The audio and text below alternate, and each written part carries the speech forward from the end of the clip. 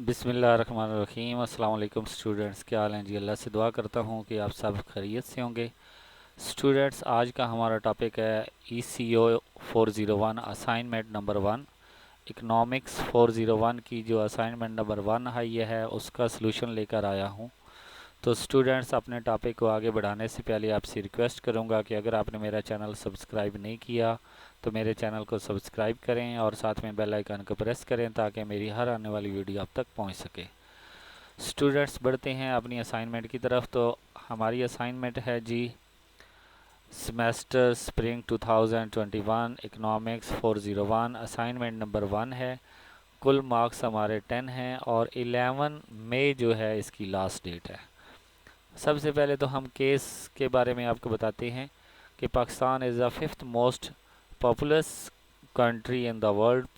पाकिस्तान जो है ये पांचवा ऐसा मुल्क है जो पॉपुलेशन के हवाले से बहुत बड़ा मुल्क है, यानी कि ये बड़े मुल्कों में पांचवें नंबर पे आता है विद 220 मिलियन सिटीज़न। इसमें 220 मिलियन लोग रहते हैं out of a total population.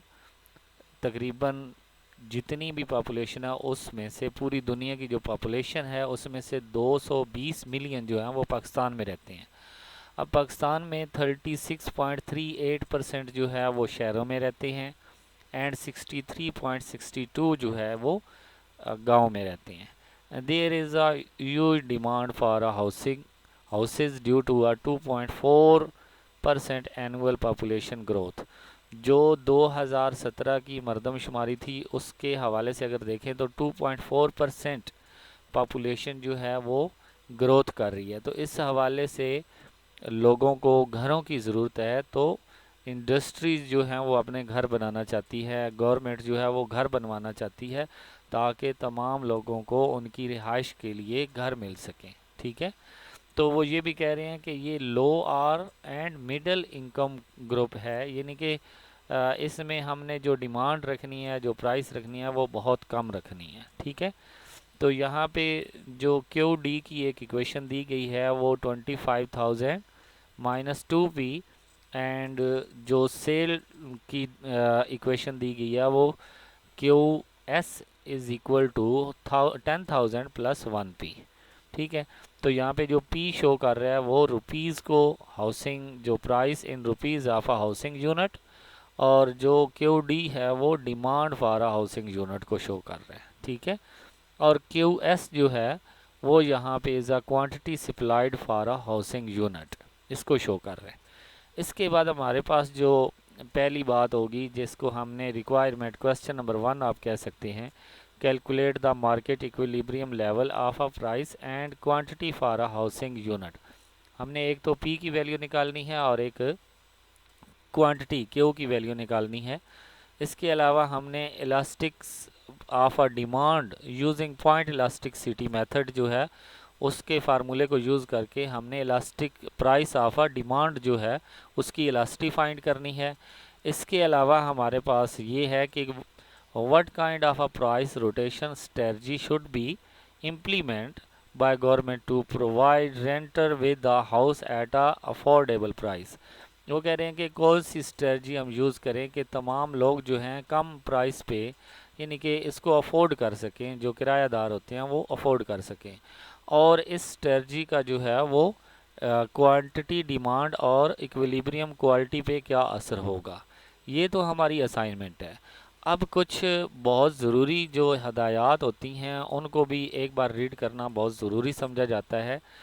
तो सबसे पहले तो इम्पोर्टेंट्स नोट्स 24 आवर्स एक्स्ट्रा, आपको ग्रेस पीरियड जो दिया जाता है वो 24 आवर्स होते हैं। फॉर एग्ज़ाम्पल, अगर आप के घर में कोई इशू चल रहा है किसी की, या आप के पास कंप्यूटर नहीं है, लाइट का इशू है, तो आप ड्यू डेट के बाद 24 आवर्स आपके पास होते हैं, आप अपनी असाइनमेंट सबमिट कर सकते हैं। ठीक है, इसके अलावा डेडलाइन जो होती हैं, make sure to upload the solution file before the due date. आप पहले तो ये कोशिश किया करें कि ड्यू डेट से पहले आप उसको क्या कर दिया करें, अपलोड कर दिया करें। इसके बाद आपके पास 24 आवर्स होते हैं, आप उस पर भी अपलोड कर सकते हैं। इसके बाद अगर आपको कोई इशू बना है, आप अपने इंस्ट्रक्टर को ईमेल करेंगे, वो आपको कहेंगे कि ईमेल के ज़रिए जो है वो आप अपनी असाइनमेंट सेंड कर दें, अदरवाइज़ आप ईमेल के ज़रिए सबमिट नहीं कर सकते। इसके बाद फॉर्मेटिंग कौन सी होनी चाहिए, आपने जो वर्ड फॉर्म यूज़ करना है उसमें आपने या तो टाइम न्यू रोमन को यूज़ करना है या एरियल को यूज़ करना है, और फॉन्ट साइज़ आपने 12 ही रखना है। मैंने जो है फॉन्ट साइज़ चेंज किया हुआ है, आपने उसको 12 ही रखना है। इसके अलावा ये एडवाइस दी जा रही है to compose your documents in MS word format. आपने MS वर्ड फॉर्मेट में इसको कंपोज करना है या ओपन ऑफिस फॉर्मेट है उसमें कंपोज करना है। Use black and blue font colour only, आपने सिर्फ ब्लैक और ब्लू फॉन्ट कलर यूज़ कर सकते हैं। इसके बाद जो रूल्स हैं सबमिशन के, ड्यू डेट पे करना है, और एक ऐसी फाइल आपने जो है वो सबमिट करवानी है जो कि ओपन हो। अगर वो करप्ट हो जाएगी, ओपन नहीं होगी, तो आपको 0 मार्क्स मिलेंगे, ठीक है। इसके अलावा अगर आप किसी की कॉपी उठाते हैं, इंटरनेट से लेते हैं, तो फिर भी आपको कॉपीराइट होगा और आपको मार्क्स 0 मिलेंगे। इसके बाद स्टूडेंट्स को बताया गया कि अगर आपको किसी किस्म का कोई प्रॉब्लम हो इस असाइनमेंट में तो आप हमसे डिस्कस कर सकते हैं। तो अब हम बढ़ते हैं अपने सोल्यूशन की तरफ। तो सबसे पहले तो हमारे पास ये दोनों इक्वेशन दी हुई हैं। इक्वेशन की तरफ जाने से पहले आपसे रिक्वेस्ट करूंगा कि अगर आपने मेरा चैनल सब्सक्राइब नहीं किया तो मेरे चैनल को सब्सक्राइब करें और साथ में बेल आइकन को प्रेस करें ताकि मेरी हर आने वाली वीडियो आप तक पहुंच सके। स्टूडेंट्स, आपने यहाँ पे सबसे पहले जैसे मेरा नाम लिखा हुआ है, आपने इस जगह पे अपना नाम लिखना है। इसके नीचे आपने आईडी जो है वो डालनी है, जैसे आपके पास BS या जो BC जो भी आगे नंबर है वो डाल देना है। इसके बाद आपने सेम टू सेम ये सोल्यूशन जो है इसको थोड़ा सा चेंज करके आपने डाल देना है, ठीक है। तो सबसे पहला हमारा ये दोनों इक्वेशन दी हुई हैं, इन दोनों इक्वेशन को हमने quantity of a supplied is equal to quantity of a demand को, दोनों को इक्विलिब्रियम वो होती है जब दोनों इक्वल होती हैं, तो दोनों को इक्वल रखेंगे तो यहाँ से हम P की वैल्यू निकाल लेंगे। ये 10,000 दूसरी साइड पे जाकर माइनस हो जाएगा और ये 2P जो है ये इस लेफ़्ट साइड पे आकर प्लस 2P हो जाएगा। अब 1P प्लस 2P क्या बन जाएगा, 3P, और 25,000 माइनस 10,000 हमारे पास 15,000। अब ये 3 इधर P के साथ मल्टीप्लाई हो रहा है, दूसरी साइड पे डिवाइड होगा, तो हमारे पास P की वैल्यू आ जाएगी 15,000 बाई 3 इज इक्वल टू 5,000, यानी कि जो प्राइस है वो हमारे पास 5,000 आ जाएगी। इसके बाद आपने क्या करना है, इस प्राइस की P की वैल्यू को आपने इन दोनों इक्वेशन में पुट करके आपने इसकी वैल्यू निकाल लेनी है, और ये याद रखना ये वैल्यू हमेशा सेम आती हैं। पहले हम QS में पुट करेंगे 10,000 प्लस 1P, P की जगह पे 5,000 पुट करेंगे तो 5,000 1 जार 5,000 और प्लस करेंगे तो 15,000। इसी तरह QD जो है 25,000 माइनस 2 इंटू 5,000, तो 2 5 जार 10,000 बन जाएगा। 25 में से 10,000 माइनस करेंगे तो 15,000। इसके बाद हमारे पास हमने ये कह दिया कि हमारे पास P की वैल्यू आ गई, QS QD की इक्वल है और QD को हम क्वांटिटी कहेंगे और ये हमारे पास 15,000, यानी कि अगर हम प्राइस 5,000 रखते हैं तो हमारी क्वांटिटी कितनी हो जाएगी, डिमांड भी कितनी हो जाएगी, 15,000 हाउस की डिमांड हो जाएगी और सेल कितने हो जाएंगे, 15,000 हो जाएंगे, ठीक है। इसके बाद हमारे पास जो B पार्ट्स था जिसके ज़रिए हमने price of elasticity of a demand find करना था, उसके लिए हमारे पास पॉइंट इलास्टिसिटी का जो मेथड उन्होंने बताया है वो हमारे पास ये फार्मूला है, derivative of a QD by DP multiply P by Q, यानी कि हमने जो हमारे पास इक्वेशन है डिमांड वाली, ये वाली इक्वेशन, इसका हमने डेरिवेटिव लेना है और जो आंसर आएगा उसको हमने P बाई Q से मल्टीप्लाई कर देना है।